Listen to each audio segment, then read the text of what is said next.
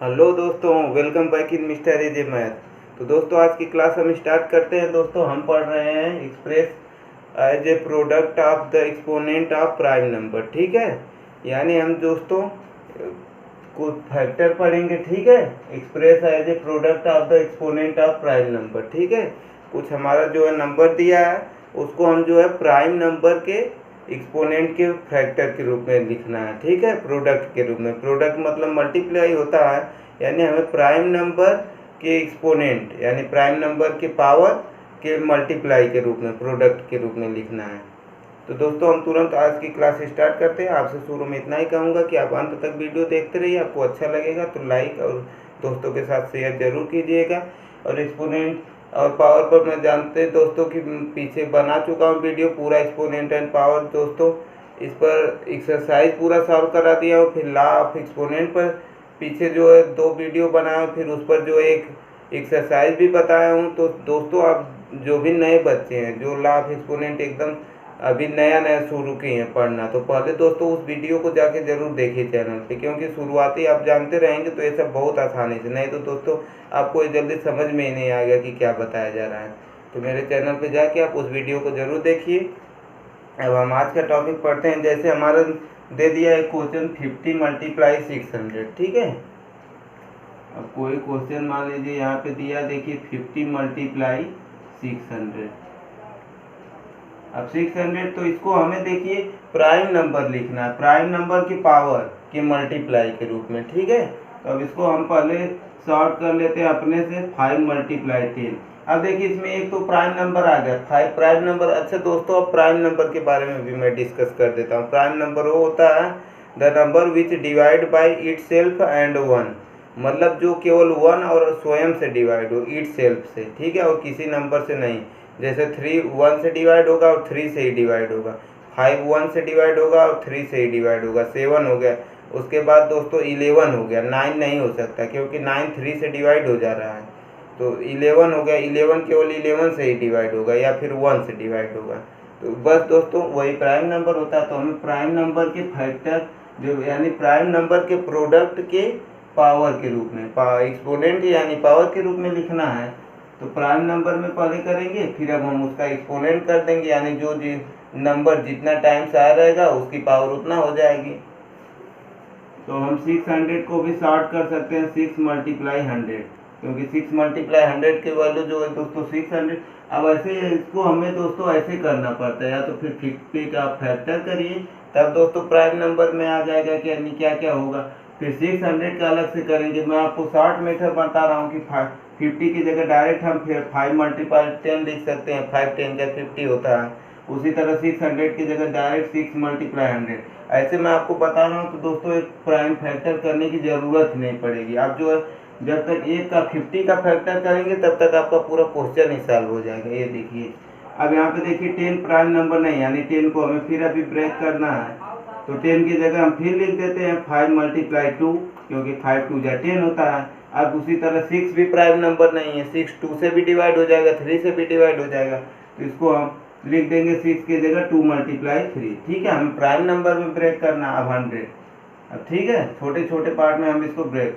अब देखिए 100 को या तो हम कई तरीके से लिख, हम 2 मल्टीप्लाई 50 भी लिख सकते हैं। ठीक है, 50 2 जो 100 होता है, या फिर 25 मल्टीप्लाई जो है 25 मल्टीप्लाई 4 भी लिख सकते हैं, 25 4 जो 100 होता है, या फिर 10 मल्टीप्लाई 10 भी लिख सकते हैं, बहुत तरीके से। तो मैं छोटे रूप में लिखता हूँ दोस्तों 10 मल्टीप्लाई 10। आप कोई भी लिखेंगे वो फिर ब्रेक होगा, फिर ब्रेक होगा, जब तक प्राइम नंबर ना आ जाए तब तक ब्रेक होता जाएगा। ठीक है, अब जैसे 5 मल्टीप्लाई 5, फिर 2 मल्टीप्लाई 2, फिर दोस्तों 3 मल्टीप्लाई, अब देखिए 10 दोस्तों 2 मल्टीप्लाई 5 होगा, फिर दोस्तों 10 की जगह 2 मल्टीप्लाई 5 होगा। बस दोस्तों वही तो करना है। जिस तरह जब तक आप फैक्टर करते हैं अपने से दोस्तों आप इसको ब्रेक करते चले जाएंगे, छोटे रूप में तोड़ते चले जाएंगे प्रोडक्ट के रूप में।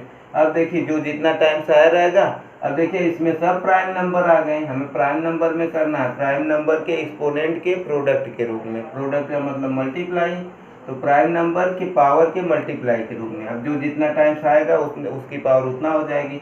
अब देखिए 5 1 2 3 4, 5 4 टाइम्स आया तो 5 पावर 4।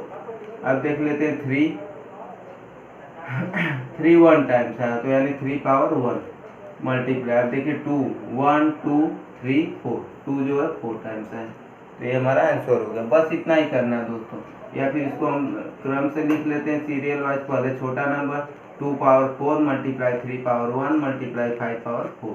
ठीक है दोस्तों, तो बस दोस्तों देखिए कितना ही इजी है, कोई भी क्वेश्चन बड़ा नहीं होता, कुछ भी दोस्तों कठिन नहीं होता, ना ही हार्ड होता है। कहते हैं दोस्तों ना कि कुछ भी जो है इम्पॉसिबल नहीं है, नथिंग इज इम्पॉसिबल। बस हमें देखते रहना है, पढ़ते रहना है, ठीक है। और हमेशा आप कापी पेन लेके बैठा करिए, क्योंकि अब देख के सुनेंगे तो कुछ देर याद रहेगा, फिर भूल जाएंगे। आपको एक बार वीडियो देखे नहीं आ रहा तो फिर दोबारा देखिए, फिर अपने से लिखिए दोस्तों। इसमें इतना बड़ा कुछ है ही नहीं कि आपको आए ना, ठीक है। आएगा कैसे नहीं, बस जब तक हम पढ़ेंगे नहीं, ठीक है। और जब हम पढ़ेंगे तो ऐसा हो ही नहीं सकता कि आए नहीं, ठीक है। तो बस अब देखिए अगला क्वेश्चन मैं बता देता हूँ आपको।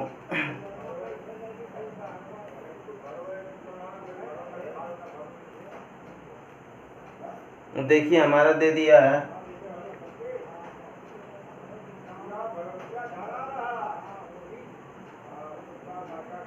169 मल्टीप्लाई 81।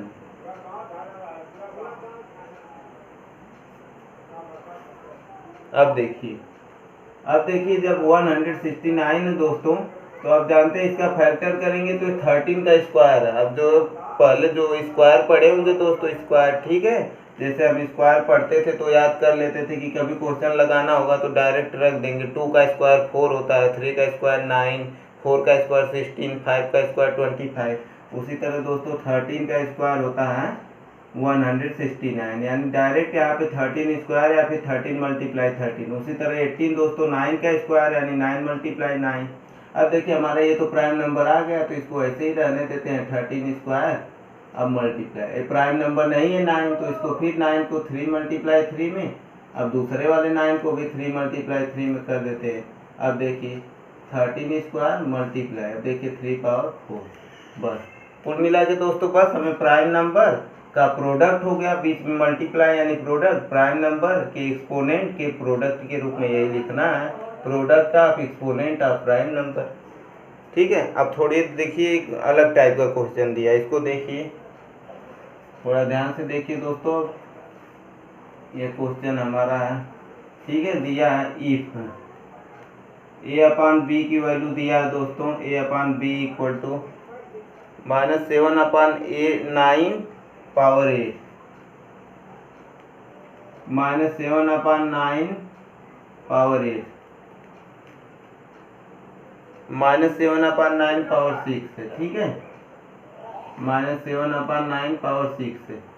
अब देखिए इधर find the value of a upon b power 2।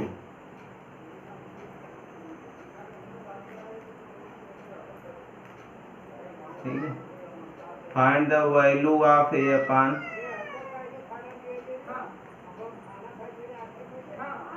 B power 2। ये देखिए दोस्तों हमारा यही क्वेश्चन दिया, इसको आप ध्यान से देखते रहिए, एकदम थोड़ा अलग टाइप का क्वेश्चन है लेकिन बहुत ही इजीली सॉल्व होगा। अब ए अपॉन बी की वैल्यू हमारा दिया है दोस्तों। अब यहाँ पे जानते हैं दोस्तों कि -7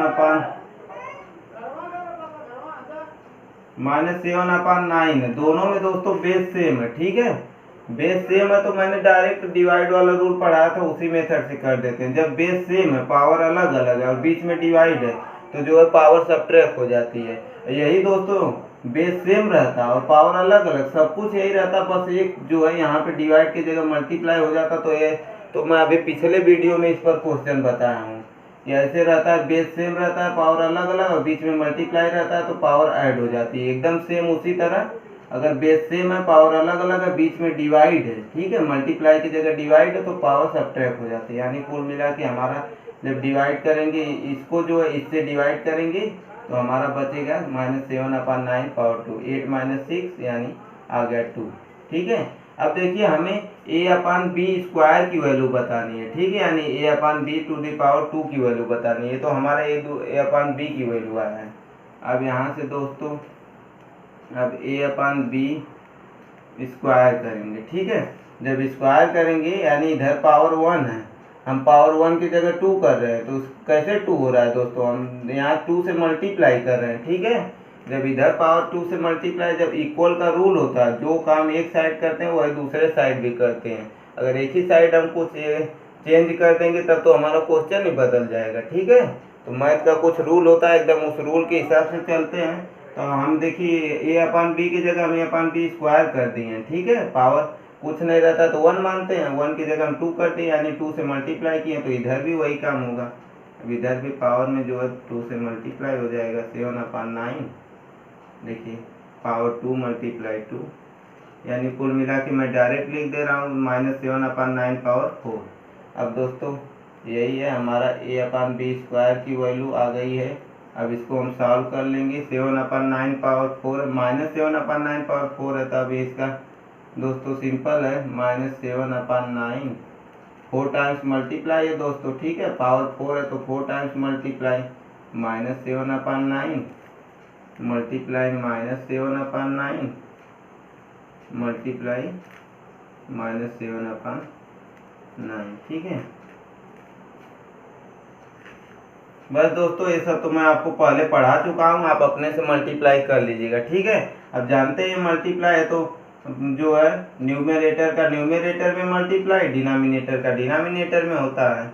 7 का 7 में, फिर 49 आया, 49 का फिर 7 में, फिर जो आएगा उसका 7 में, फिर उसी तरह 9 का नीचे, इसे सब मल्टीप्लाई कर लेंगे, ठीक है दोस्तों। तो अब देखिए ये हमारा टॉपिक ख़त्म हुआ। अब हम अगले वीडियो में क्या पढ़ेंगे वो भी मैं अभी बता देता हूँ आपको दोस्तों। उससे पहले आपको वीडियो अच्छा लगा तो लाइक करिए, और जो मैं आपको रोज़ कहता हूँ कि अपने कम से कम 3 से 4 दोस्तों को ज़रूर शेयर करिए वीडियो, ठीक है। 3 से 4 दोस्तों को ज़रूर शेयर करिए। हम आपको पढ़ा रहे हैं, आपकी जो हेल्प कर रहे हैं, तो आप भी हमारी छोटी सी हेल्प कर सकते हैं। बदले में अपने 3-4 दोस्तों को, ऐसे दोस्तों को शेयर करिए जो मैथ पढ़ते हों, ठीक है। जो मैथ पढ़ने वाले हैं उन्हीं दोस्तों को शेयर करिए, जो नहीं पढ़ने वाले हैं दोस्तों उनको शेयर करके कुछ मतलब नहीं निकलने वाला है।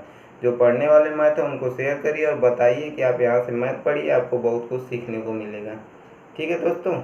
अब देखिए हम लोग अगले दिन क्या पढ़ेंगे उसके बारे में बता देता हूँ। और मैथ पढ़ने के लिए हमारे चैनल मिस्टर एजे मैथ को सब्सक्राइब कर लीजिए। अगले दिन दोस्तों हम पढ़ेंगे एक्सपैंड फॉर्म, ठीक है। यानी जो एक्सपोनेंशियल नोटेशन है उसका एक्सपैंड फॉर्म और स्टैंडर्ड फॉर्म पढ़ेंगे, ठीक है। एक्सपैंड फॉर्म और स्टैंडर्ड फॉर्म पढ़ेंगे। जैसे मैं एग्जांपल के लिए एक बता देता हूँ, छोटा सा एग्जांपल।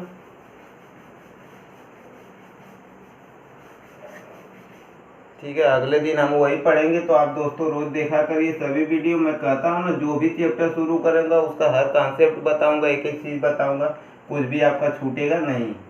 जैसे हमें देखिए एक्सपोनेंशियल नोटेशन का एक्सपैंड फॉर्म पढ़ेंगे, एक्सपैंड फॉर्म। अगले दिन दोस्तों हम इसी पे डिटेल में डिस्कशन करेंगे, एक्सपैंड फॉर्म और एक्सपोनेंशियल नोटेशन का जो स्टैंडर्ड फॉर्म, 2 फॉर्म पढ़ेंगे दोस्तों। जैसे हमें 5 8 है, ठीक है, 8563 8563 है। अब दोस्तों इसका अगर हमें एक्सपैंड फॉर्म लिखना है, ठीक है, एक्सपैंड फॉर्म लिखना है हमें, तो बस इसका क्या करेंगे दोस्तों, 1 10 100 1000 बस काउंट कर लेंगे। 8 जो है 1000 की जगह पे है तो 8 मल्टीप्लाई 1000 प्लस, अब देखिए 1 10 100, 5 जो है दोस्तों 100 की जगह पे 5 मल्टीप्लाई 100। अब 8 6 है दोस्तों, 6 जो है 10 पे है तो 6 मल्टीप्लाई 10, ठीक है। अब यहाँ पे दोस्तों प्लस प्लस रहता है, ठीक है। 5 मल्टीप्लाई 100, अब फिर अगला जो है प्लस में होगा, ठीक है, ऐड होगा उसमें 6 मल्टीप्लाई 10 प्लस जो है 3 मल्टीप्लाई 1, या फिर केवल 3 ही होगा, 3 1 3 होता है तो 3। तो अब देखिए दोस्तों, अब यहाँ पे अब देखिए यहाँ पे 1000 है, यानी 10 मल्टीप्लाई 10 मल्टीप्लाई 10 का जो है 3 टाइम्स मल्टीप्लाई होता है, तो यानी इसको हम 10 पावर 3 हो जाएगा। अब देखिए 5 मल्टीप्लाई 10 पावर 2, 100 को 10 मल्टीप्लाई 10 यानी 10 पावर 2। अब देखिए 6 मल्टीप्लाई 10 पावर 1, अब प्लस यहाँ पे 3 ही रहने थे, या फिर 3 मल्टीप्लाई 10 पावर 0 भी लिख सकते हैं। क्योंकि दोस्तों, ठीक है, क्योंकि मैंने आपको बताया था कि किसी भी जो है नंबर की पावर अगर 0 है तो उसका मतलब 1 होता है, यानी 3 10 के पावर 0 का मान 1 होगा, 3 1 जा 3, फिर हमारे ये 3 ही आएगा, ठीक है। तो इसको हम ऐसे भी लिख सकते हैं या फिर केवल 3 भी लिख सकते हैं। तो इसीलिए दोस्तों आप अगले दिन ज़रूर वीडियो देखिएगा। उस पर मैं एक एग्जाम्पल बस बताया हूँ कि अगले दिन इसी पर हम डिस्कशन करेंगे। ऐसे क्वेश्चन पर एक्सपेंड फॉर्म और एक्सपोनेंशियल नोटेशन का स्टैंडर्ड फॉर्म दोनों पर हम जो डिटेल में क्वेश्चन पढ़ेंगे। तो आज के लिए इतना ही, धन्यवाद।